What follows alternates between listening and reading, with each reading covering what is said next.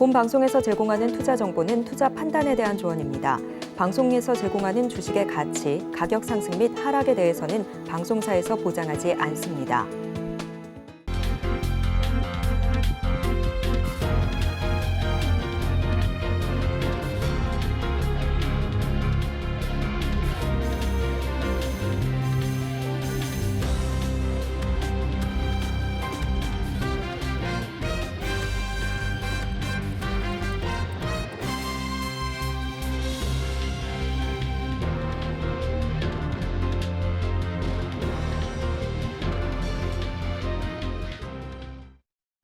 시청자 여러분 안녕하세요. 오늘을 돌아보고 내일을 준비하는 오늘장 내일장 일부 문정훈입니다.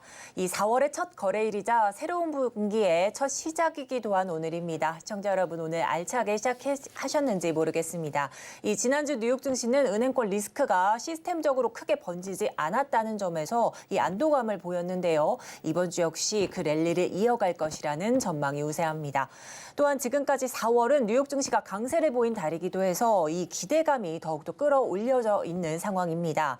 하지만 국내 증시 이제 1분기 어닝 시즌을 앞두고 있죠. 그에 따라 시장이 변동성을 볼 우려도 가중되고 있는데요. 오늘장 국내 증시 장 초반 혼조세를 보이며 출발했다가 다시 상승세 이어가다 현재 다시 혼조세로 돌아선 모습입니다.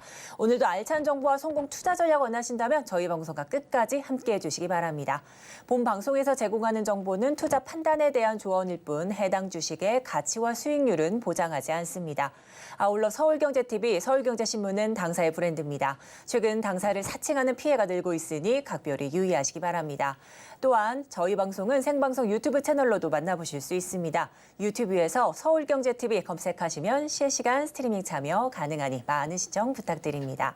그럼 본격적으로 오늘장 내일장 일부 이 시각 보도본부로 출발해 보도록 하겠습니다. 앞서 살펴본 주요 헤드라인 몇 가지를 살펴볼 텐데요. 오늘은 성낙윤 기자와 함께합니다. 어서 오세요. 안녕하세요. 네, 첫 번째 소식부터 알아보겠습니다. 삼성전자의 1분기 잠정 실적 발표가 오는 7일로 예정돼 있는데요. 이 반도체 업황이 계속해서 좋지 않다 보니까 이 감산 이야기가 나오는 걸로 알고 있는데 관련 내용 짚어주시죠. 네, 말씀하셨던 삼성전자의 잠정 실적 발표가 오는 7일 로 예정돼 있습니다. 인위적인 감산은 없다고 공언했던 삼성전자 입장에 변화가 있을지 반도체 업계에 관심이 쏠리고 있는 상황인데요.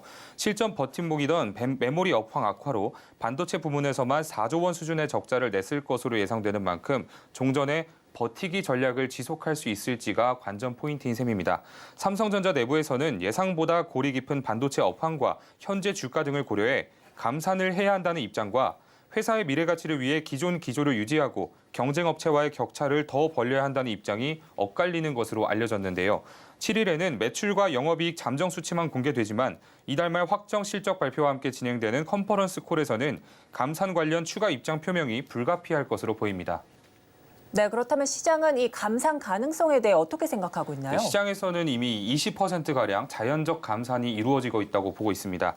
도현우 NH투자증권 연구원은 일부 테스트 부품 업체에 의하면 1분기 삼성전자에서 수주한 물량이 30% 이상 감소했다며 디램 재고는 경쟁사와 비교해도 높은 수준으로 이런 상황을 타개하기 위해 감산 수준을 오히려 확대해야 할 것이라고 내다봤습니다.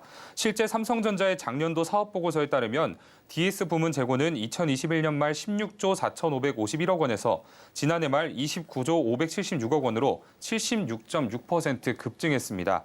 문제는 작년 4분기 실적을 발표한 올해 1월 당시 전망보다 반도체 업황이 더 나빠졌다는 데 있습니다.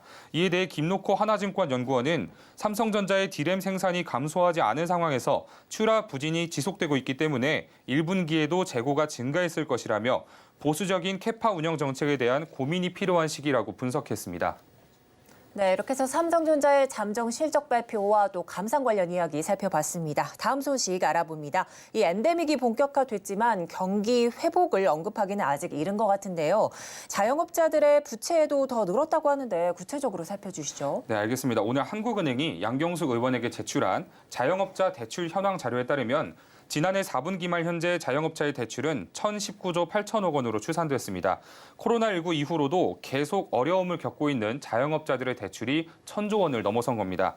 여기에 자영업 대출자 10명 가운데 6명은 3개 이상의 대출로 자금을 끌어써서 금리 인상기에 가장 위험하다고 불리는 다중 채무자였고 이들의 연이자 부담액은 이미 1년 반 사이 평균 1,000만 원 가까이 불어난 상태로 짐작됐습니다. 대출 종류별로는 사업자 대출이 가계대출의 약 2배에 달했습니다. 네, 이렇게 조금 전 다중 채무자 비율도 좀 말씀해 주셨는데 좀 더 자세히 짚어주신다면요. 네, 이번 통계에 따르면요. 전체 자영업 대출자 가운데 56.4%는 가계대출을 받은 금융기관 수와 개인 사업자 대출 상품 수의 합이 3개 이상인 다중 채무자였습니다. 10명 가운데 6명꼴로 사실상 더 이상 추가 대출을 받기 어려운 취약차주라는 겁니다. 대출액 기준으로는 전체 자영업 대출의 70.6%를 다중 채무자가 차지했고 이들 자영업 다중 채무자의 1인당 평균 대출액은 작년 4분기 말 기준 4억 2천만 원으로 추정됐습니다. 금리 인상기에는 다중 채무자의 이자 부담이 더욱 가중되는 만큼 금리가 0.25%포인트, 1.5%포인트 인상되면 자영업 다중채무자의 1인당 연이자는 각각 76만 원, 454만 원씩 불어나는 것으로 분석됐습니다. 네, 이렇게 해서 자영업의 부채 관련 소식 알아봤고요. 그렇다면 마지막 소식 알아보겠습니다. 지난달 예정이었던 이 분양권 전매 제한 완화가 이번 달로 미뤄졌는데요. 이 전국의 아파트들이 소매를 걷어붙이고 분양에 나서고 있다면서요. 네, 맞습니다. 이달 분양권 전매 제한 완화가 이뤄질 예정인 가운데 전국에서 2만 7천여 가구 아파트가 분양에 나섭니다. 오늘 직방에 따르면 이달 전국에서는 29개 단지, 총 27,399가구가 분양됩니다. 이 중 19,495가구는 일반 분양될 예정입니다. 이는 지난해 4월과 비교해 총 가구 수는 87%, 일반 분양 물량은 57% 각각 늘어난 수치입니다. 네, 이렇게 해서 그러면 지역별로는 또 어떻게 조금 분류가 되는지 궁금합니다. 네, 전체 분양 예정 물량 중에 2만 304가구가 수도권에서 분양될 예정입니다. 특히 경기도는 12,455가구로 최다 물량인데요. 서울에서는 4개 단지 5,854가구, 인천은 1,995가구가 분양됩니다. 지방에서는 충북, 충남, 부산 등 총 7,095가구가 분양 예정이고요. 서울에서는 동대문구 이문동, 이문 3구역 일대를 재개발한 이문 3구역 아이파크자이 4,321가구 중 1,641가구가 일반 분양됩니다. 경기도에서는 광명시 광명동 광명자이더샵 포레나 3,585가구 중 809가구가 일반 분양됩니다. 직방 관계자는 전통적인 분양 성수기인 이달에는 분양시장에도 봄바람이 불 것으로 기대된다며 규제 완화에 맞춰 이달 분양 예정 물량도 늘어날 전망이라고 말했습니다. 네, 여기까지 이야기 나누겠습니다. 지금까지 성나균 기자와 함께했습니다. 오늘 도움 말씀 고맙습니다. 네, 그럼 이어서 오늘장 주목할 만한 공시 전해드리는 스피드 뉴스앤 공시입니다. 김혜영 캐스터 준비하고 있습니다. 안녕하십니까. 스피드 뉴스앤공시 김혜연입니다. 이 IRA 세부 내용 발표로 인해서 불확실성이 해소가 됐다라는 인식과 더불어서 이 상당 부분 국내 기업들에게 긍정적이었다라는 분석들의 힘을 받으면서 관련 수혜주들이 오늘장 강한 모습을 보이고 있습니다. 또 이 밖에 이제 오늘 삼성전자의 잠정 실적 발표를 필두로 기업들의 실적이 발표가 될 텐데요. 이제는 이 글로벌 은행 업계에서 불어오는 이 불확실성보다도 기업들의 실적에 더 큰 관심이 모일 것으로 전망되고 있습니다. 네, 그럼 먼저 오늘장 살펴볼 만한 주요 공시와 뉴스 어떤 내용들이 있는지 만나보도록 하겠습니다. 네, 우선 먼저 레고캠 바이오부터 살펴보겠습니다. 레고캠 바이오사이언스는 지난 2015년 8월 포순제약과 기술 이전으로 LCB 1사의 중국 권리에 한해서 208억 원 규모의 계약을 체결했었는데요. 포순제약이 지난 30일 임상 3상을 개시함에 따라서 마일스톤 350만 달러를 수령할 예정이라고 오늘 공시가 나왔습니다. 포순제약은 유방암 환자를 대상으로 임상 1상을 시작을 했고요. 대장암, 위암 등 다양한 고형암을 대상으로 임상 2상을 진행하고 있는데 이번에는 국소 진행성 그리고 전이성 유방암 환자를 대상으로 LCB 1사와 캐사일라의 비교 임상 3상을 진행한다는 소식이 전해지고 있습니다. 네, 이어서는 이노룰스 살펴보도록 하겠습니다. 네, LG CNS와 SGI 서울보증보험 차세대 시스템 구축 계약을 체결했다라는 공시가 나왔습니다. 계약 금액은 31억 6,200만 원으로 전년 매출액의 19% 정도에 해당하는 비중인데요. 계약 기간은 2023년 4월 3일부터 2025년 1월 24일까지라고 하고요. 이 같은 공시가 나오면서 이노루스의 주가도 오늘은 소폭이나마 반등을 해주는 모습이 포착되고 있습니다. 네, 이어서 웨이버스도 살펴보겠습니다. 네, 오늘장 좀 부진한 모습이 나타나고 있습니다. 웨이버스의 김학성 대표가 본인이 보유하고 있는 주식 중에서 21억 원 규모에 해당하는 지분 120만 주를 우리사주조합에 무상 증여를 하기로 결정했다라는 공시가 나오면서 영향을 받고 있는 것으로 풀이되고 있습니다. 작년 웨이버스는 이 목표했던 전년 대비 약 7% 증가한 405억 원의 매출액을 달성을 했는데요. 그로 인해서 근로자들의 경제적 지위 상향과 이 사지 진작을 위한 조치였다라고 합니다. 이 120만 주는 김 대표 보유 주식의 9.1%이고요. 회사 발행 주식 총수의 약 2.54%에 해당하는 규모인데요. 무상증여 주식 금액은 지난 31일 종가 기준 약 20억 8300만 원이고 의무 보호 예수 기간은 5년입니다. 무상증여 대상이 되는 우리사주 조합 구성원은 웨이버스 임직원, 스페셜티, 웨이텍 등 자회사의 임직원들이라고 합니다. 네, 4월장이 본격적으로 시작되는 오늘 시장의 주요 핵심 공시와 뉴스들 살펴봤습니다. 지금까지 스피드 뉴스앤공시 김혜연이었습니다.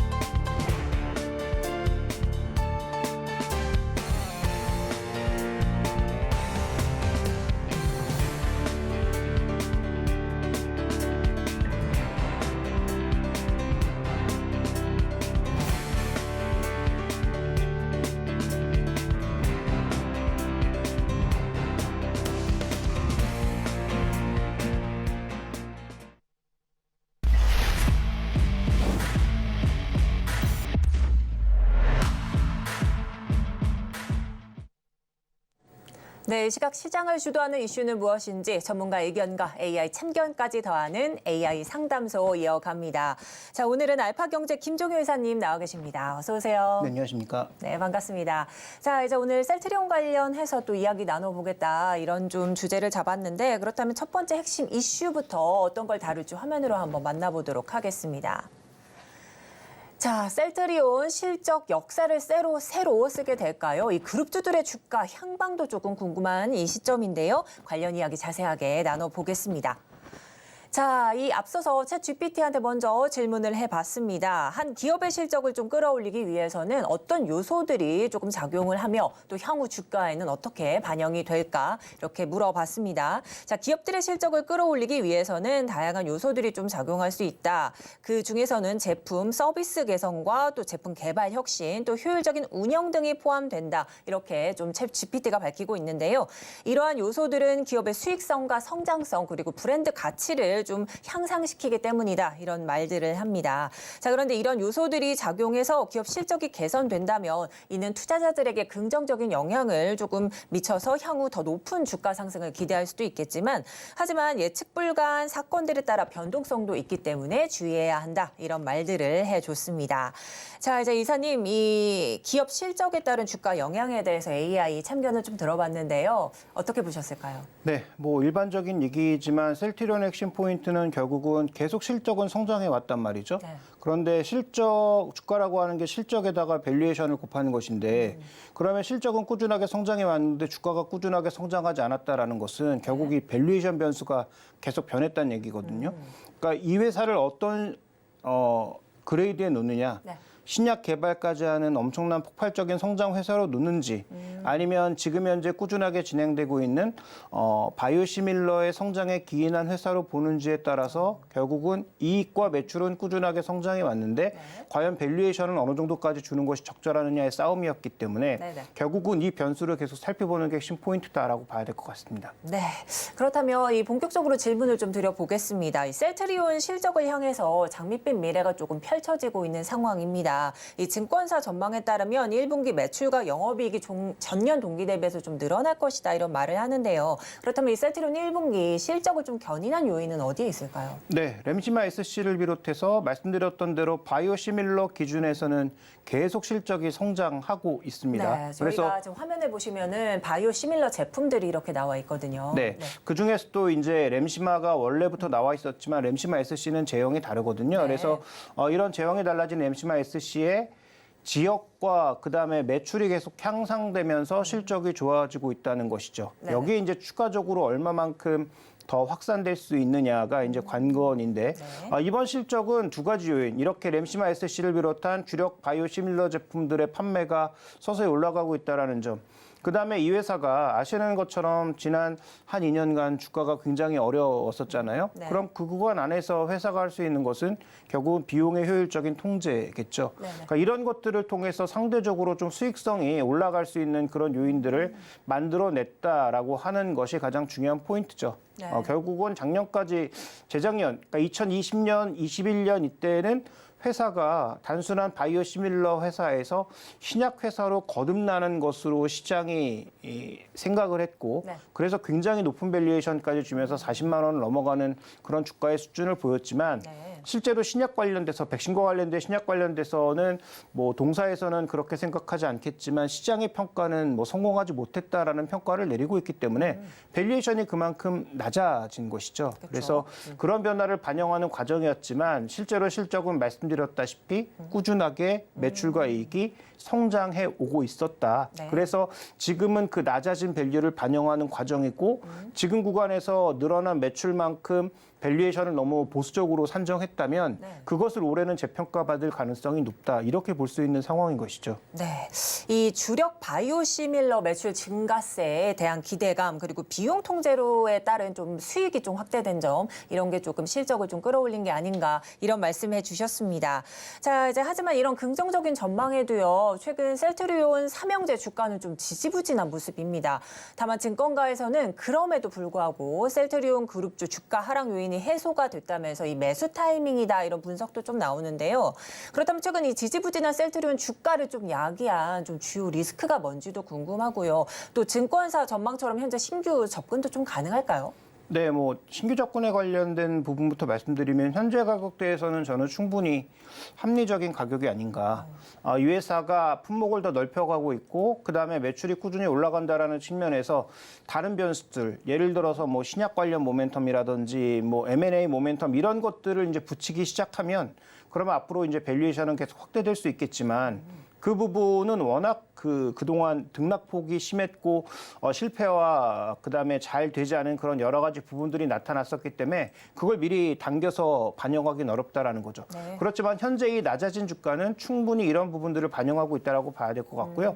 그다음에 현재 주가가 이제 상대적으로 약세를 보인 것은 서정진 회장의 복귀를 앞두고 시장에서 먼저 좀 랠리를 보였다가 실제로 돌아오고 난 이후에 주주총회를 했더니 뭐 시장에서 기대했던 그런 강력한 재료는 없었다라는 거죠. 예를 들어서 3사 합병과 관련된 타임 스케줄이라든지 그다음에 지금 뭐 얘기가 잠깐 나왔었던 해외 바이오 회사의 인수 관련된 얘기가 나오긴 했지만 시장이 원하는 정도의 강도로 나오지 않았다는 얘기가 되겠죠. 그래서 어떤 회사를 얼마에 어떻게 인수해서 어떻게 끌고 가겠다라든지 3사 합병과 관련된 타임 스케줄이라든지 이런 것들이 명확하게 밝혀지지 않으면서 단기적으로 유입됐던 차익 매물이 강하게 이제 시장의 주가를 좀 짓눌린 것으로 볼 수 있겠지만 다시 한번 언급드렸던 대로 그런 과도한 밸류에이션 자체를 지금 부여하지 않은 상황이기 때문에 오히려 역발상적으로는 지금 구간에서의 신규 매수가 가능하다. 다만 변동성을 고려해서 뭐 분할 매수 정도의 관점으로 가능할 것이다. 이렇게 봐야 할 것 같습니다. 네, 현재 매수 타이밍도 좀 충분히 매력적이다 이런 말씀해 주신 것 같습니다.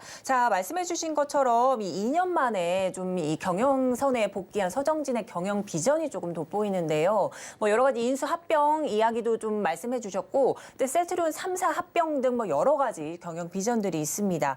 자, 이게 이제 서정진 회장 경영 복귀 공식화가 된 게 바로 말씀해 주신 주주총회, 그리고 그 이후에 또 기자간담회에서 이런 공격적인 투자에 좀 나서겠다 이렇게 밝힌 바가 있습니다. 자, 근데 이번 서정진 회장 발언에 주목할 키워드가 바로 이 보시는 것처럼 신약 개발이나 뭐 신시장 지출, 뭐 M&A 등이 있는데, 아직은 구체화되진 않았지만 이 서 회장이 2030년까지 6개 제품 좀 뭐 승인, 판매될 것이라 좀 밝혔는데, 이 M&A 기준으로 좀 따지고 있는 게 바로 플랫폼 기업을 좀 고려하고 있다 이런 말도 했거든요. 그렇다면 향후 셀트리온 그룹들 이러한 미래 방향성을 두고서 그룹 주가들 다시 한번 좀 상승 탄력을 받게 될지도 궁금한데요. 네, 일단 언급됐던 여러 가지 좋은 재료들, 뭐 6개 정도의 뭐 신약, 뭐 이런 부분들이 언급되고 있습니다만, 이건 뭐 지금까지 우리가 경험해봤던 것처럼 예상하기도 어렵고 쉽지도 않습니다. 그래서 이와 관련돼서 우리가 미리 밸류에이션을 하면 다시 또 당할 가능성이 있다라는 관점에서 저는 이것보다는 지금 뭐 유플라이마나 아일리아나 이미 예정되어 있는 추가적인 바이오 시밀러의 확대가 있다는 것이죠. 그래서 뭐 미국이야 우리가 항상 그랬던 것처럼 시간도 좀 걸리고 그다음에 통과하는데 좀 어려움이 있긴 하지만, 유럽 쪽으로는 지금까지 그랬던 것처럼 다양한 품목들의 허가도 예상보다 쉽게 나오고 그다음에 진입도 쉽게 이루어지고 있거든요. 그다음에 이 종목의 가장 큰 할인 요소 중에 하나가 셀트리온이 유통사로 매출을 밀어내면서 과연 이 실적이 제대로 된 실적이냐에 대한 여러 가지 논란들이 있었는데, 근데 이게 만약에 합병을 하게 되면 이런 요소들을 또 벗어낼 수 있기 때문에 이것도 지금 시장에서 보고 있는 것처럼 상반기 혹은 하반기 초반에 확정이 된다면 그러면 할인 요소도 없어진다는 거죠. 그럼 매출과 이익은 추가적으로 증대가 되고 할인 요소가 없어지는 상황에서 그렇게 크게 지금 가격은 두려워할 만한 자리는 아니다라고 볼 수 있는 상황이고요. 그다음에 이제 아까 언급해 주셨던 서정진 회장이 내고 있는 여러 가지 경영 목표는 앞으로의 방향성이니까 그렇게 되면 좋은 것이지만, 지금 우리가 더 주목해 봐야 될 것은 그걸 반영해서 지금 주가가 굉장히 비싸게 거래되고 있느냐, 아니면 이걸 반영하지 않은 상황에서 합리적으로 거래되고 있느냐가 좀 더 중요한데, 저는 지금 합리적인 수준에서 거래되고 있다고 판단하고 있기 때문에 서정진 회장의 계획은 우리가 앞으로 차근차근 지켜봐야 될 요소, 기대를 가지고 지켜봐야 될 요소라고 보고 있고, 이걸 배제한다고 하더라도 현재 가격은 실적의 상승과 향후 성장 가능성을 거의 반영하지 않은 합리적인 주가로 보고 있기 때문에, 그렇다면 뭐 지금부터는 긍정적으로 볼 요소들이 많다 이렇게 말씀을 드리겠습니다. 네, 그렇습니다. 자, 이제 셀트리온 삼형제 뭐 신규 접근에 관해서도 좀 궁금한 상황인데, 현재 주가가 셀트리온을 제외하고서 셀트리온 헬스케어와 또 셀트리온 제약이 조금 빠지고 있는 상황입니다. 특히나 셀트리온 제약 현재 3%대 하락세 좀 보이고 있는데요. 이런 상황 속에서 좀 신규 접근도 용이할까요?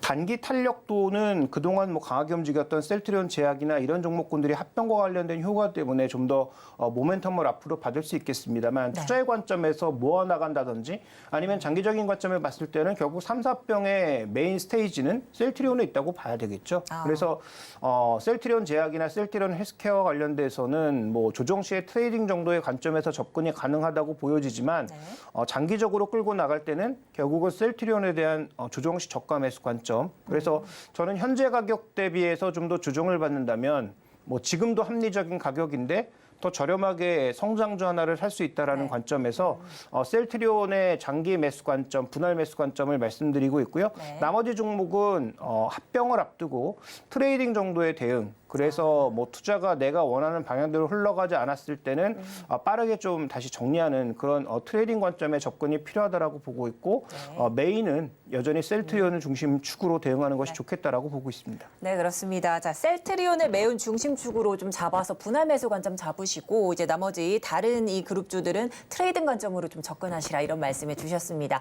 자, 셀트리온 관련해서 이슈 체크해 봤고요. 그럼 다음 이슈 화면으로 만나보도록 하겠습니다.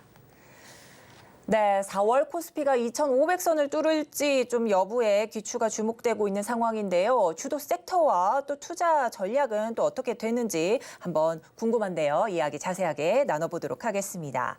자, 그에 앞서 챗 GPT한테 먼저 물어봤습니다. 기업의 실적 발표가 주가에 어떤 영향을 좀 주게 되고요. 그리고 향후 주가 변동성에 따라 어떤 전략으로 대응을 해야 할지 물어봤습니다.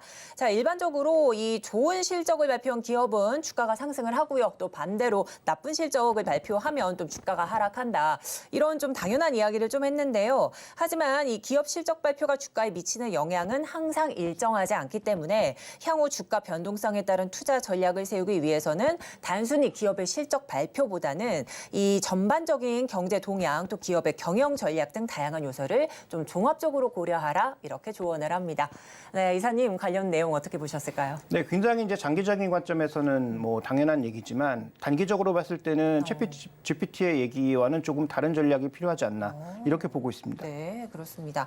자, 그럼 좀 본격적인 질문 한번 드려보겠습니다. 이 3월 코스피가 박스권 장세를 조금 이어갔습니다. 근데 이제 4월 2,500선을 좀 뚫을 수 있을지 좀 관심이 주목되는데 이 박스권 장세 탈출 가능성에 관심이 좀 높아지는 상황에서 증권가에서는 1분기 실적 시즌이 상하방 요인이 모두 공존하고 있다 이런 말을 조금 하고 있는데요. 이사님께서는 4월 증시 주요 변수로 작용할 요인들은 뭐가 있을지 어떻게 생각하시는지 궁금합니다. 네, 일단 뭐 반도체 실적은 1분기가 저점일 가능성이 높다라면 그러면 1분기 최악, 2분기부터는 좀 더 개선되는 방향으로 흘러갈 가능성은 높다고 봐야 되겠죠. 그런데 지금 우리 시장의 평균 PER을 지수 기준에 생각해 보면 코스닥은 뭐 종목군들의 실적 추정치가 잘 안 나오니까 네. 코스피 기준으로 봤을 때 지금 PER 13배로 올라왔거든요. 역대 본 적 없는 수준까지 올라와 있는 겁니다. 이 이유는 뭐 다 아시는 것처럼 시장의 주도주라고 할 수 있는 2차 전지가 워낙 강하게 올라오면서 이들 종목군들의 밸류에이션 자체가 뭐 올해 기준으로 봤을 땐 높다 보니까 나타난 현상이라고 봐야 되겠죠. 그러면 지금 4월 달의 핵심 포인트는 과연 유동성이 추가적으로 더 들어올 수 있느냐가 핵심 포인트입니다. 아까 말씀드렸던 것처럼 주가라고 하는 건 실적 곱하기 밸류에이션이라고 했잖아요. 네. 밸류에이션을 결정하는 건 결국 유동성이거든요. 그래서 실적이라고 하는 게 좀 전에 언급드렸다시피 1분기 최악이고 벗어나긴 하지만 네. 올해 그렇게 긍정적인 요소가 많지 않거든요. 2차 전지도 성장하긴 하지만 반도체 빠지는 거 생각해 보면 2차 전지 성장으로 커버가 안 되거든요. 그러면 지금 구간에서 성장주를 더 끌고 가던 종목이 바뀌어서 가던 가장 중요한 핵심 포인트는 4월 달에도 공격적인 이런 유동성들이 시장 내로 유입될 수 있느냐가 관건이고요. 만약에 이게 유입되지 않으면 2,500선 돌파는 뭐 일시적으로는 할 수 있겠지만 안착이 쉽지 않다라는 거죠. 그래서 1월부터 3월 달까지 나타난 시장 랠리의 핵심 포인트는 신규 유동성의 유입이었습니다. 미국도 마찬가지, 우리도 마찬가지. 그렇다면 4월 달에 과연 5, 6월 달에 변동성을 앞두고 강하게 시장을 베팅할 수 있는 그런 강한 자금들이 유입될 수 있느냐. 네. 아니면 신규 자금 유입되지 않더라도 뭐 강세를 보였던 2차 전지 같은 주도주에서 빠져나와서 다른 쪽으로 종목군들이 옮겨 탈 수 있느냐. 이게 이제 관건인 것이죠. 네네. 그럼 두 가지 가능성을 모두 생각해 본다고 하더라도 지수의 상단은 제한적이고 종목이 순환하거나 아니면 기존 종목을 더 끌고 갈 가능성이 높다라고 판단해야 되기 때문에 네. 저는 박스 돌파 가능성은 뭐 그렇게 높지 않고 4월 달에 가장 주목해 봐야 되는 핵심 포인트는 결국 금리와 유동성 이 두 가지로 귀결 지어 볼 수 있습니다. 네, 이제 키 포인트는 금리와 유동성이다 이렇게 말씀을 해주셨는데 앞서 잠깐 살펴주신 것처럼 최근 시장 좀 주도한 게 2차 전지 업종입니다. 근데 이제 조정 가능성에 대한 우려 목소리도 나오지만 오늘도 좀 강세인데요. 이 또 최근에 또 올랐던 게 반도체와 OLED 관련주들이었지 않습니까? 그렇다면 이제 앞으로 4월 증시를 좀 주도할 만한 뭐 섹터와 종목은 어떻게 생각하시나요? 네, 실제로 뭐 주도주라고 하는 게 그렇게 쉽게 죽지는 않고요. 만약에 이게 죽으려면 정말 죽을 만한 그런 이슈가 나와야 되는 거죠. 근데 지금 시장에서 유럽 CRMA 나왔고 네. 미국의 그 실제로 인플레이션 IRA와 관련된 세부 법안이 나왔음에도 불구하고 네. 주춤거리지 않고 있거든요. 여전히 시장이 워낙 저성장하다 보니까 역시 성장하는 섹터 쪽으로 관심이 몰린다라는 것이고 상대적으로 숫자가 안 나오는 로봇주들은 최근에 조정이 좀 깊어지고 있는데 2차 전지가 여전히 살아있는 것은 2차 전지는 실적도 있다라고 보고 있는 거죠. 그래서 이들 종목이 과연 조정을 크게 받을 것인가는 우리가 미리 알기는 어렵다. 다만 지금 우리가 주목해봐야 될 것은 에너지가 분산되고 있는 거죠. 3월 한 중순 이후부터는 2차 전지도 동반 상승하기보단 이슈가 나왔던 종목 중심으로 급등하고 나머지 종목은 기간 조정. 그다음에 다른 어떤 한 종목이 급등하면 나머지 종목은 기간 조정. 물론 전체적으로 추세를 무너뜨리지 않은 형태에서의 대형주들의 순환매가 나타나고 있다는 것이죠. 그렇다면 4월 달 시장이 전체적으로 무너지지 않는다는 전제하에서는 이 그림이 쉽게 무너지진 않는다라고 봐야 될 것 같고요. 그다음에 지금 이 에너지가 분산되기 시작한 또 하나의 원인은 방금 지적해 주셨던 것처럼 IT 쪽의 종목군들이 고개를 들기 시작하면서 에너지가 분산된 부분도 있습니다. 그럼 전략적인 접근은 어떻게 해야 되겠습니까? 2차 전지? 뭐 장기적으로 보면 더 가겠지만 어쨌든 에너지가 지금 분산되고 있기 때문에 우리도 포트폴리오에 분산을 해볼 필요가 있다는 거죠. 일정 부분의 현금을 조금 이익을 고정시키고 2차 전지 쪽에서는 그다음에 IT 쪽에서는 이제 막 바닥에서 터닝해서 올라오는 종목군들이 더 많기 때문에 그러면 포트폴리오 측면에서 2차 전지로 너무 올인하신 분들은 일부 포트폴리오를 IT 부품이나 소재 쪽으로 좀 옮길 필요가 있지 않겠느냐라고 판단하고 있는 거죠. 그래서 4월 전략 핵심 포인트는 1번은 일정 부분의 현금 만들기, 2번은 반도체와 IT 섹터 쪽에서 반등을 시도하는 이런 밸류에이션이 비교적 낮아 보이는 종목군들의 일정 부분 포트폴리오 교체를 하는 것이 전략적인 접근상에서는 가장 좋지 않나 이렇게 좀 보고 있습니다. 네, 이렇게 2차 전지와 또 IT 관련해서 좀 전략 좀 잡아주셨는데 그렇다면 이사님이 보고 계시는 향후 유망 섹터나 탑픽 종목 어떤 게 있는지 궁금합니다. 네, 2차 전지도 여전히 좋지만 반도체 쪽에서 제가 보고 있는 것은 요즘 반도체 후공정이 굉장히 핫한데요. 여기서 이제 대표 종목은 뭐 다 아시는 것처럼 하나마이크론, 한미반도체 이런 종목군들입니다. 근데 이런 종목군들도 최근에 단기 반등폭이 워낙 커서 추격해서 따라잡기가 쉽지 않다는 것이죠. 그렇다면 이 후공정 쪽에서 그나마 좀 저평가된 종목군들을 찾아보면 프로텍이라고 하는 종목을 찾아볼 수가 있는데요. 다만 이 종목의 지금 밸류가 다른 앞서 말씀드렸던 선도 종목의 절반밖에 되지 않거든요. 그 이유는 분명히 있겠죠. 뭐 후공정 종목이 평균적으로 20배가 넘는데 이 종목이 7배, 8배에서 거래되고 있는 이유는 분명히 있지만 그럼에도 불구하고 이 회사가 장기적으로 패키징 장비 쪽으로 점점 업력을 넓혀나가고 있다는 것을 생각해 보면 그러면 지금 우리가 후공정 쪽을 보고 있는 핵심 포인트는 결국은 이 패키징 쪽인데 향후 패키징 장비가 넓어질 것을 생각해 본다면 프로텍의 이 저평가는 일정 부분 해소될 가능성이 높다라고 봐야 될 것이고요. 그러면 우리가 할인 요소를 적용해서 다른 선도 종목의 한 절반 정도까지만 바라본다고 하더라도 이 종목의 지금 올해 예상 EPS가 한 4,000원 정도니까 4만 원 정도까지는 충분히 합리적인 주가가 아닌가. 그것도 다른 선도 종목에 비해서 절반 정도밖에 안 되는 밸류에이션이거든요. 그래서 저는 뭐 그 정도의 가격까지는 충분히 올라가지 않을까라고 보고 있고 매수 가격은 뭐 현재 가격에서 해도 저는 뭐 나쁘지 않다라고 보고 있고요. 손절 가격은 이 종목의 매수 가격은 뭐 개인마다 차이가 있을 수 있기 때문에 매수 가격 대비해서 한 10%에서 15% 내외 정도로 잡으시는 것이 조금은 현실적이지 않을까 이렇게 보고 있습니다. 네, 이 반도체 후공정 섹터 내에 있는 이 좀 저평가되어 있는 프로텍 종목 이렇게 꼽아주셨고요. 이 목표가 4만 원, 손절가는 매수가 대비 10에서 15% 정도로 잡으시라 말씀해 주셨습니다. 네, 지금까지 알파경제 김종효 이사님과 함께했습니다. 오늘 도움 말씀 고맙습니다.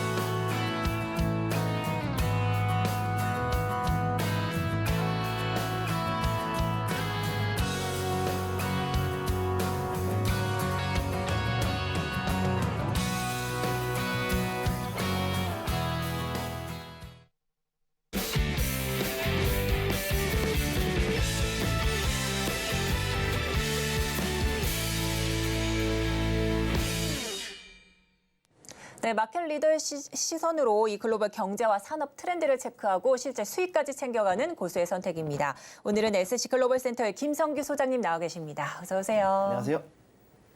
네, 그럼 오늘 소장님과 나눠볼 이슈 화면으로 먼저 만나보도록 하겠습니다. 네, 미국 IRA 세부 지침이 발표가 됐습니다. 과연 2차 전지가 계속해서 지지를 이어갈지 궁금한데요. 소장님께 자세한 이야기 들어보도록 하겠습니다. 자, 이제 현지 시간으로 31일이죠. 미 재무부가 IRA 전기차 보조금 세부 규칙을 조금 발표했습니다. 현재로서는 국내 주요 배터리 업체들이 현행 공정을 좀 바꾸지 않아도 보조금 조건을 충족할 수 있게 됐다며 업계와 정부는 좀 환호하고 있는데, 그렇다면 이제 지난주 발표된 IRA 세부 지침 내용 이 화면으로 잠시 만나보도록 하겠습니다. 자, 이제 배터리 부품 쪽에서는 미국 제조와 조립 부품 한해서 $3,750 세액 공제가 들어간다, 이런 내용이고요. 또 배터리 핵심 광물에서는 미국 또는 미국과 FTA 체결한 국가의 채굴과 가공한 이 내에서만 세액 공제를 좀 해준다, 뭐 이런 내용입니다. 이 관련 내용 좀 더 자세하게 들어볼까요? 네, 일단 여기 나온 대로 이 내용들이 우선 초안으로 어느 정도 잡힌 건데, 네. 여기의 내용들을 보시게 되면 우선 양극재, 그리고 이제 양극 활물질이라 그래서 그다음에 전해질이라든가 아니면은 여기에 들어간 분리막 같은 것들도 네. 일단은 여기에서는 특별히 제재를 하지 않겠다, 이렇게 얘기를 했기 때문에 여기에 대해서 2차 전지에 관련된 부분들, 그다음에 소부장 관련주들이 일단은 좀 안도하는 그런 자리에 왔다고 보시면 되고요. 네. 그래서 현재까지 봤을 때 국내 2차 전지 업체, 그다음에 여기에 관련된 업체들은 그래도 약간은 좀 피해는 가지 않는 그런 상황에 왔다, 이렇게 보시면 되겠습니다. 네, 그렇습니다. 현재 한국 국내 2차 전지와 또 전기차 업체들은 그래도 안도하는 이런 분위기다, 이렇게 말씀을 좀 해주셨습니다. 자, 그런데 이번에 미국 정부가 이번 지침에서 이 중국 등 일명 우려 국가에 대한 구체적인 언급은 좀 없었습니다. 네, 이에 대한 해석이 조금 다소 엇갈리는 모습이긴 한데요. 하지만 중국 의존도가 좀 높은 우리 기업에는 좀 호재라는 의견도 있지만, 또한 반대로 또 중국이 미국 시장에 진출할 수 있는 우회로가 좀 생겼다는 이런 평가도 좀 있습니다. 소장님은 좀 어떻게 보시나요?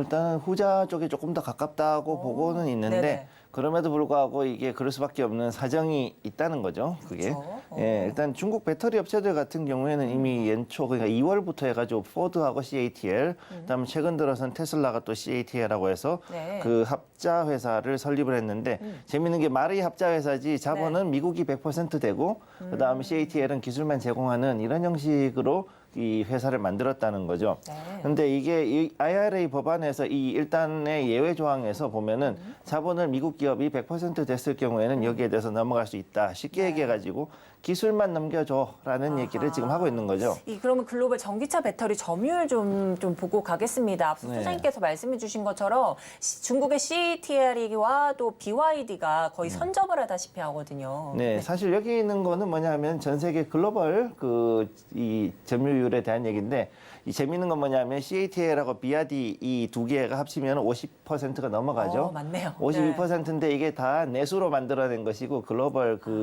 수출에 대한 걸로 얘기하면 얘기가 좀 달라집니다. 네네. 그래서 수출을 부문에서 중국을 제외하고 얘기를 하게 되면 LG 에너지 솔루션이 현재 1위를 차지하고 있고, 그 다음에 이제 BYD가 차지를 하고, 네. 그다음에 파나소닉이 따라가는 이런 형식으로 해가지고 들어가고 있습니다. 네네. 그래서 이런 걸로 보면은 지금 이 모든 것들이 지금까지 해가지고 중국이 상당히 많은 리튬이라든가 각종 광물들을 생각보다 많이 채굴 하고, 그래서 오히려 시장의 매너움에 따라서 가격이 지금 조금 인하되는 그런 상황에 들어와 있죠. 네. 지금 여기 중국의 글로벌 원자재 추이를 보시게 되면 네. 평균이 한 75% 이상을 채굴권을 중국이 가지고 있는데, 네. 여기서 좀 봐야 되는 게 리튬이 저기 왼쪽에 제일 왼쪽에 보면 있거든요. 네네. 요거 같은 경우는 이제 한 20% 30% 정도로 나와 있고, 네. 그다음에 여기 이제 카본이라서 C 있죠. B 옆에 C. 네네. 요게 이제 네. 카본인데 요게 이제 우리 흑연입니다. 요게 이제 2차 전지의 흑연 소재로 들어가는 것들, 그 네. 부분 음극재는 거의 한 70% 이상 가지고 있다고 보셔야 되고요. 그래서 일부 같은 경우는 또 이제 100%까지도 가지고 있는 그런 소재들이 많다 보니까 이게 이제 아무래도 현실적으로 봤을 때 완전히 중국을 배제하는 것은 어려운 그런 상황이라고 보시면 되겠습니다. 맞습니다. 이 말씀해 주신 것처럼 현재 이 세부안에 따라서 한국 배터리 업체들은 조금은 이 보조금 적용 대상이 됐다는 안도감이 조금 있지만 하지만 이렇게 좀 말씀해 주신 것처럼 중국산 광물 의존도를 좀 낮춰야 된다는 숙제는 여전히 조금 가지고 가고 있는 상황입니다. 2025년부터 이 해외 우려 단체로부터 광물 조달이 좀 금지되는데 이 우려 단체가 대부분 중국 업체가 지정될 가능성이 높아졌기 때문인데요. 또 이 지금 살펴주신 것처럼 뭐 리튬, 흑연 등에서 중국이 사실상 이 또 지배를 하고 있는 상황이지 않습니까? 이렇게 핵심 광물 확보라는 이 어려운 난제 속에서 앞으로 우리나라 이제 약 3년이라는 시간 동안 어떤 해결책을 좀 마련할 수 있을까요? 일단 지금은 정부가 그 기업하고 같이 해가지고서 어느 정도 그 자원 채굴에 대해서 조금 눈이 이제 약간 돌아갔습니다. 그쪽으로 약간 이제 시선을 좀 돌렸기 때문에 시선을 돌려서 거기에 대해서 어느 정도 성과가 지금 나온 부분도 있고 그다음 두 번째는 이제는 기업들뿐만이 아니라 국가 간에도 여러 나라가 공동 개발로 들어가서 이제 그 특히 이제 남미의 그 리튬 트라이앵글 그래서 그 리튬이 많이 나오는 3개국이 있습니다. 네네. 이 지역에 대해서 공동 개발을 들어가는 거라든가 뭐 이런 여러 가지들이 지금 나오고 있는데 네. 추후에 나오는 규제들로 봤을 때 2027년까지 단계적으로 더 강하게 돼 있으니까 이거를 봤을 때는 미국이 아무래도 그때까지는 자국 내에서 이 리튬을 비롯해 가지고 거의 모든 자원 개발을 끝낼 수 있다라는 그런 어느 정도의 계산이 나왔다라고 보는 거죠. 네. 그래서 여기를 봤을 때는 지금 현재 미국 같은 경우는 자국 내에 그 폐광으로 했던 그곳 특히 뭐 붕산 광산 이런 데를 다시 이제 개발을 해가지고 거기서 리튬을 찾아내고 있어요. 네, 실제로 그거를 그 테슬라가 국방부 예산을 받아가지고 하고 있고요. 그랬을 때 한 2025년 정도면은 거의 양산을 들어갈 수 있는 수준으로까지 갈 거라고 보고 있고, 그 다음에 이후에도 이제 그 망간, 코발트 같은 이런 주요 자원에 대해서도 현재 북미 그 미국 내에 자체적인 자국 내에서 이거를 탐사를 지금 하고 있기 때문에 이런 걸 봐야 되고요. 또 우리가 좀 주목해야 될 게 이 참 우스운 얘기지만 1990년대 당시에는 탄산 리튬 같은 경우는 미국이 세계에서 제일 생산을 많이 했던 나라였거든요. 그러다 보니까 이런 경우를 봤을 때는 아직도 미국 내에 그 개발을 하지 않아서 그렇지 개발하면 충분히 그 어느 정도 경제성을 확보할 수 있는 그런 그 리튬 광은 아직은 많이 있을 거라고 보고 있습니다. 네. 이 미국 자국 내에서 또 중국 의존도를 조금 줄이기 위해서 또 채굴과 채취를 좀 하는 과정 이렇게 조금 설명을 해주셨는데 자 이제 앞서 또 IRA 법안 다시 한번 좀 말씀을 좀 드리자면 2차 전지 쪽에서는 좀 득이고요. 또 완성차 좀 차원에서는 좀 실이 되겠다 이런 말을 좀 하고 있습니다. 그렇기 때문에 현재 현대차도 대응 방침 마련의 총력을 조금 다하고 있다라는 이런 말도 좀 있는데 그렇다면 이번에 발표된 세부 지침이 뭐 현대차나 기아 같은 완성차에는 어떤 영향이 조금 가해질지 궁금합니다. 네, 일단 제일 중요한 거는 완성차 업체들이 지금 그 미국이든 어디든 글로벌 완성차 업체들은 전기차를 하는 곳은 자체적으로 어떻게든 이 배터리 혹은 이제 배터리 팩을 만들려고 노력을 하고 있다는 거죠. 그렇죠. 근데 여기에 대해서 정말로 이제 제대로 그거를 구현할 수 있는 게 테슬라하고 현대기아차밖에 없거든요, 전 세계적으로. 그래서 이제 그 플랫폼 자체는 이제 eGMP 같은 이런 그 플랫폼을 이미 현대기아차가 가지고 있기 때문에 이건 문제가 없고 특히 이제 현대차 같은 경우는 올해 들어와서 알라바마 공장에서 이 전기차 생산을 개시했습니다. 그래서 아이오닉 5를 미국에서 생산한 물건을 이제 이 판매를 할 경우에는 여기에서 역시 보조금을 받을 수 있기 때문에 IRA 규제 요건이 충족이 돼 있고, 그다음 기아 같은 경우는 현재 조지아주 공장에서 지금 그 텔루라이드라고 요즘 굉장히 뜨는 우리나라에는 안 나오지만 아무튼 그 미국에서는 굉장히 그 유명한 그 SUV가 있거든요. 그게 이제 또 그 전기로 가고 또 하이브리드도 나오고 있기 때문에 이런 것들이 생산이 진행이 되면은 앞으로 그런 부분도 좀 좋아질 거라고 보고 있습니다.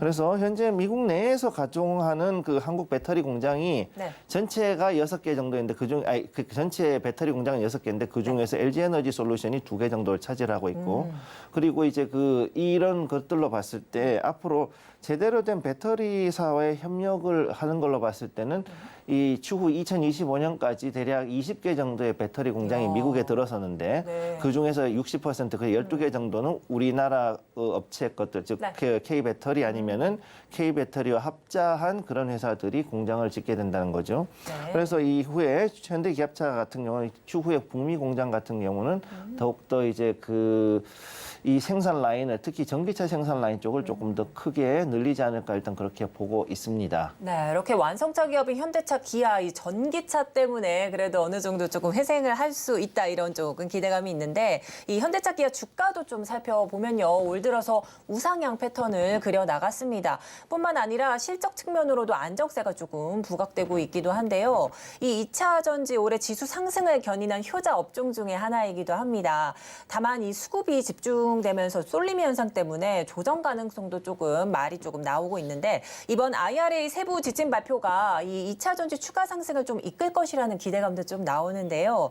2차 전지와 자동차 업종에 대한 투자 전략은 조금 어떻게 보고 계시나요? 일단 잠깐 여기 주가를 보시면 네. 위가 현대차, 아래가 기아차거든요. 현대차, 기아요. 예, 네. 지금 보시게 되면은 상당히 강하게 올해 들어와 가지고서 그 바닥을 잡고서 이제 우상향으로 해서 그러네요. 추세를 지금 잡고 네네. 올라가는 그런 모습 보여주고 있죠. 특히 재미있는 건 현대차 같은 경우는 지금 그 외국인과 그다음에 기관이 쌍끌이 매수가 지금 며칠째 들어오고 있기 때문에 현재 이 부분에 대해서 상당히 좀 강하게 기대를 가지고 있다라고 맞아요. 보고 있고요. 네네. 그다음에 지금 기아차는 현재는 지금 올라가긴 했는데 약간 그 매물대에 약간 걸려 있는 네. 그런 상황입니다. 그래서 여기 그럼에도 불구하고 기아가 일단은 지금 현재는 기관과 외국인이 쌍끌이가 들어왔고 기아가? 네네. 현대 같은 경우는 지금 외국인이 계속 사고 있어요. 지금 거의 한 2개월 이상을 계속해가지고 사 들어가는 모습이기 때문에 네네네. 이런 걸로 봤을 때는 이 외국인들은 현재 기아가 가지고 기아보다는 현대 쪽에 특히 이제 전기차 부문으로 해가지고 상당히 더 큰 모멘텀을 가지고 있다고 보고 있습니다. 그래서 2차 전지 같은 경우는 지금 IRA 법안이 있음에도 불구하고 제가 봤을 때 지금 현재에서 더 올라가기에는 약간은 좀 무리가 있다고 보고 있고요. 이에 반해서. 네네. 왜냐하면 주가가 이미 선반영이 됐기 때문에 특히 에코프로 같은 경우 지금 50만 원이 넘어갔지 않습니까? 왔다 갔다 하고 있는데 그렇죠. 네네. 이게 지금 한 3, 4만 원 하던 게 거의 그 정도 갔으면 3배 이상 거의 4배 정도 가까이 올라갔거든요. 네네. 그럼 이 정도로 올라갔으면은 대략 지금 정도 시점에서는 한 번 정도는 조정이 나오고 쉬어갈 수 있기 때문에 네. 아무래도 실적 결과가 발표되고 나면 여기에 대한 차익 실현이 좀 매물이 나올 확률이 좀 있습니다. 네. 그래서 2차 전지하고 관련 소부장은 아무래도 지금 조금 쉬어갈 수밖에 없는 좀 그런 상황에 와 있다고 보고 있고요. 지금 굉장히 과열돼 있는 분위기니까 여기에 아무래도. 올라타면은 좀 어려울 수 있다라고 말씀드릴 수 있습니다. 네. 단 이제 제가 볼 때 자동차 관련주들은 사실 지금 조금 매물대에 와 있거든요, 둘 다. 네네. 그러니까 요거는 이제 한 1분기 실적 발표를 전후해 가지고 일단 내용을 보고 난 다음에 그리고 나서 진입 시점을 좀 잡으시는 게 더 나을 거라고 보고 있습니다. 네, 이렇게 해서 2차 전지 관련주 좀 짚어주셨는데 유튜브 시청 댓글로 이제 시청자님 찐이님이 좀 질문을 주셨습니다. 2차 전지가 좀 끝물이라 조금 우려감이 있는데 그렇다면 2차 전지주 신규 접근은 그렇다 치더라도요. 현재 보유하고 계신 분들은 또 어떤 전략을 취해야 될까요? 보유하고 계신 분들이 이제 어떤 자리에서 매수를 하셨느냐, 쉽게 해서 매수 포지션이 어디냐에 따라 달라지는데 최근에 들어오셨다면은 아무래도 약간이 그냥 가능하면은 이제는 크게 더 접근하는 건 위험한 시점에 왔거든요. 이미 이제 과열 시점에 왔기 때문에 자칫하면 이제 여기서 이제 약세장인 분산 시점으로 넘어갑니다. 그러니까 네네. 그때가 가면은 상당히 좀 어려워질 수 있기 때문에 이 부분은 조금 주의하실 것을 제가 권해드리겠습니다. 네, 이렇게 해서 또 조언한 말씀 좀 해주셨고요. 또한 오늘 또 강세주 중에 정유주가 좀 있습니다. 이 오펙 플러스가 자발적 감산 소식을 좀 전하면서 이렇게 강세인데요. 이 결정한 배경은 뭔지도 궁금하고 만약 이 유가가 하락이 이어진다면 정유주 접근 포인트는 또 어떻게 잡아야 될까요? 일단 정유가 이제 크게 두 가지죠. 일단 말 그대로 해서 유화로 해서 정유를 하는 게 있고 그다음에 석유화학하고 두 가지 부분으로 네네. 갈라지는데 지금 이 오펙 감산이 일어난 가장 큰 이유가 뭐냐면은 작년에 자이언트 스텝을 4번 밟았지 않습니까? 그쵸. 지금 현재 페트로달라 시대니까 그래서 8월에 연준이 이 자이언트 스텝을 밟기 시작한 그 시점부터 거의 $100 근처에 가 있던 유가가 지금 현재 네. 거의 한 $65를 터치까지 하는 이런 굉장히 그 급락세를 지금까지 보였다는 겁니다. 네. 대략 한 7개월 이상을 그렇게 보여왔고, 그다음에 지금 여기에서 봤을 때 이 자이언트 스텝의 효과가 언제까지 가냐 그랬으면은 아무래도 이번 3분기 아니면 연말까지 이게 간다 그랬을 때, 그러면은 이 상태에서 이 유가는 박스권을 계속 유지를 하게 된다는 거죠. 네. 그럼 이 상태로 가게 되면은 그 오펙 플러스 국가들 같은 경우는 채산성이 안 맞아요. 예, 이 유가를 유지하게 되면은 오히려 그 파는 이만 못한 그런 상황이 오니까 차라리 여기에서 감산을 해가지고 유가를 조금 더 올려야 된다라는 판단을 하게 되는 겁니다. 그래서 그것 때문에 오늘 일단 한 6%에서 7% 정도 갑자기 급등을 해가지고 유가가 올라간 모습 보여줬고, 네. 그래서 여기 보면 이제 이 정유주 내에서 보게 되면은 일단 그 단순하게 기름을 가져오는 이런 거라든가 운송이라든가 이런 부분은 조금 어려울 수가 있고, 네. 오히려 정유로 해가지고 S-오일이라든가 지금 현재 그 새롭게 우리나라의 그 새로운 그 유화 단지를 좀 더 설치하는 이런 S-오일이라든가 아니면 이제 흥구석유라든가 이런 부분으로 조금 더 접근해 보는 것이 괜찮을 거라고 보고 있습니다. 네, 오늘 도움 말씀 여기까지 듣도록 하겠습니다. 지금까지 SC글로벌의 김성규 소장님과 이야기 나눴습니다. 도움 말씀 고맙습니다. 고맙습니다. 네, 오늘장 내일장 1부도 마칠 시간이 됐습니다. 본 방송에서 제공하는 정보는 투자 판단에 대한 조언일 뿐 해당 주식의 가치와 수익률은 보장하지 않습니다. 아울러 서울경제TV, 서울경제신문은 당사의 브랜드입니다. 최근 당사를 사칭하는 피해가 늘고 있으니 각별히 유의하시기 바랍니다. 오늘 준비한 소식은 여기까지고요. 저희는 2부로 다시 돌아오도록 하겠습니다. 함께해 주신 여러분 고맙습니다.